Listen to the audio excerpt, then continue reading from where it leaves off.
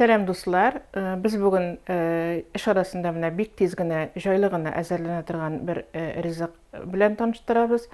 Аны икенче ашларга бирергә дә бик кулай, уңай була. Ул бәрәңге пирмәнкәсе. Тик менә бәрәңге пирмәнкәсенең инде тагын бер икенче төрле варианты. Аның өчен менә біз алдык бәрәңге буламыгы. Бәрәңге буламыгы бит инде гадәттә калырга да мөмкин. Шул менә калган бәрәңге буламыгыннан да бик җиңел генә шушы аш төрләндерергә мөмкин. Бәрәңге буламыгын без менә шушылай салабыз.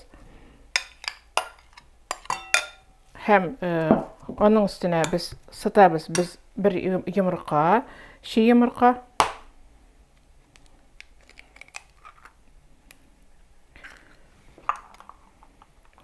Салабыз әз генә, каядыр бер 2-3 кашык чамасындагы un. Ягъни бу инде безнең унлы, бәрәңгеле, шундый камырлы ризык була.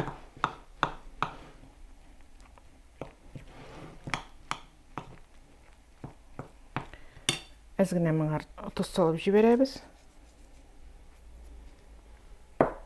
Теләгән кеше инде борычта салырга мөмкин. Һәм камыр ясыйбыз.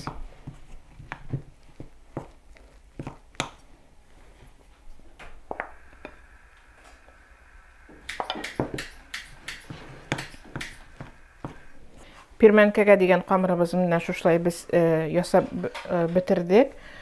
Унны салу чамасы ул булырга тиеш инде, чөнки әгәр дә унны азрак салсак, ул нәфисрәк, тәмлерәк булып чыга.